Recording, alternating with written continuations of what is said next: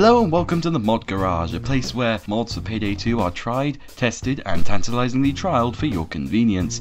In this episode I'll be showing off a new rather sleek HUD for you to try out, a fix for a rather baffling decision related to music and the Steam overlay, a mod that'll help you with stealthing Diamond Heist, not the Diamond Heist, why do you have 3 diamond heists, and a wardrobe for Sangres so you can choose a shirt for him.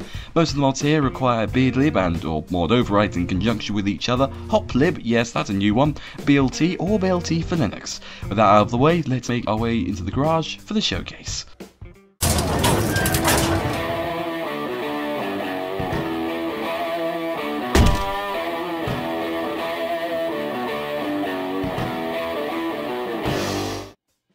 VoidUI. Yeah, people have been wanting me to cover this HUD for quite a while. Sorry to keep you waiting, but here we go. VoidUI is...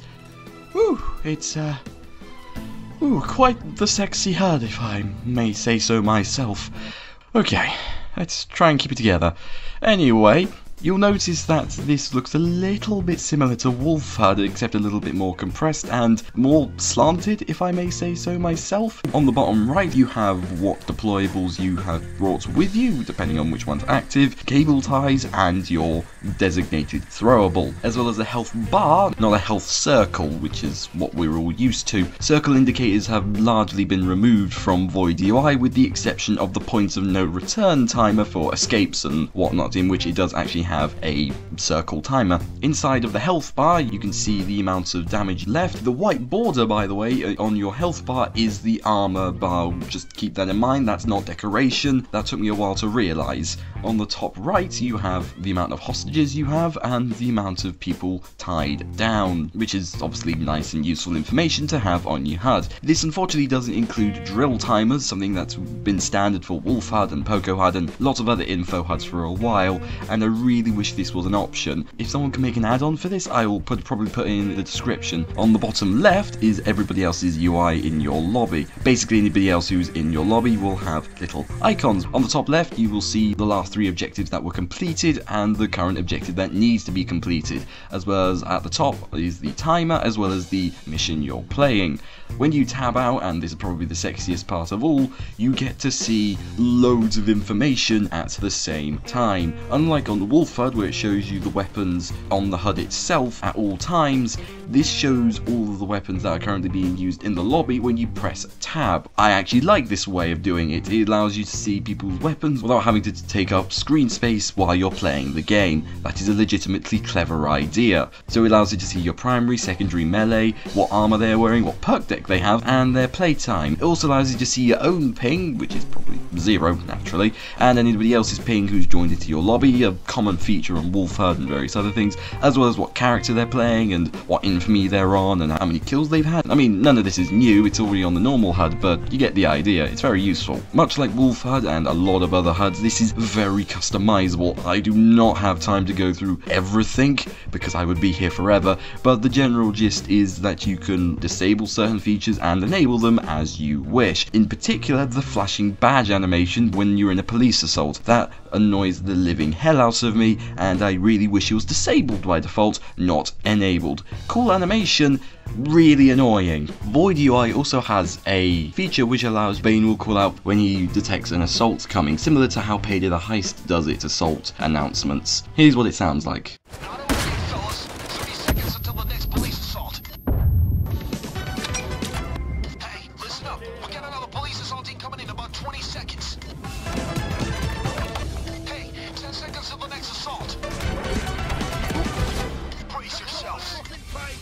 Enhanced trip mines.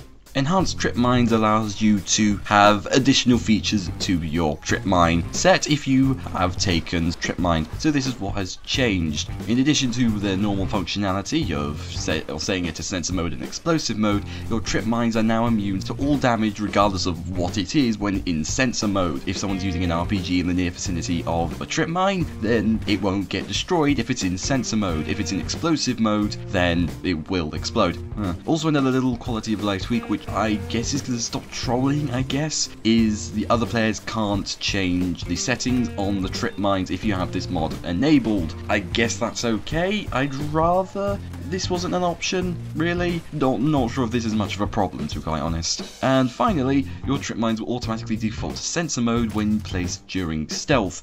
Not quite sure why this is not on by default, but holy hell is this useful. This also comes with an annoying little bug. If you have trip mines on when going from stealth to loud, then oh boy, then the incessant beeping of SWATs and enemies going past them is sure to annoy you. The obvious solution is to, you know, set it to explode mode, but, you know, sometimes you can't get to a trip mine because SWATs are in the way.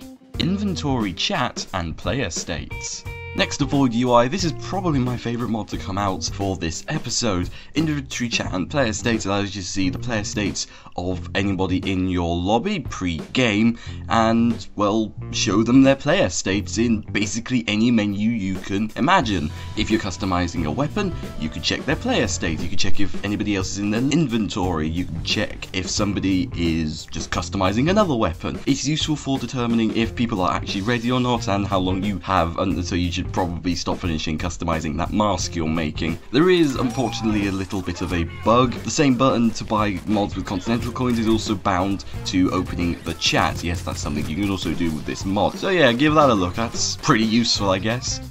Sangres shirt picker. Have you ever thought to yourself, man, Sangres really should get a wardrobe somewhere? Well, this mod allows you to do exactly that. You can actually determine what shirt Sangres wears while he's in a heist with you. I should point out now this only affects the player character, not the bots, unfortunately. They'll still display the rather floral blue colour. You can choose from these different shirts. Vanilla random, equally random, floral blue, floral green, floral yellow and red, red white flowers, blue white and red flowers, zigzag coloured patterns, cyan white and orange, taco shirts, snakeskin shirts, or the pink paisley shirt. My personal favourite is the coloured zigzag shirt because of its, well, it just looks garish and absolutely hilarious, followed by the taco shirt because, well, it's just lots of little mini tacos and kind of adorable, to be quite honest. Let's move on, shall we? Killfeed. Have you ever wanted a ticker where it displays all the kills that your team have made while you're going on a never-ending assault of SWAT officers?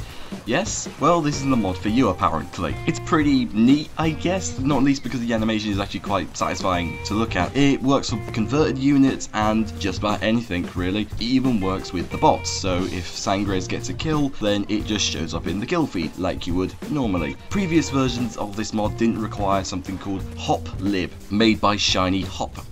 However, the newer version does require it. Not quite sure why, but hey, don't shoot the messenger. As a person who just reviewed VoidUI, I would probably recommend going into the settings and tweaking where it is by default on the screen on the top left. You'd want to move it down about 20 clicks. You can also determine how many kills you see at any one time. By default, I believe it's on either 5 or 6. Keep the music during Steam overlay. This reverts a change added in update 163, which, well, disables the music while you're browsing the Steam overlay. I'm not quite sure what Obical were trying to achieve by doing this. Whatever. Just for the record, the music doesn't even disable properly, it just mutes it while you're in the Steam overlay, so it's not even really disabling it, as it were.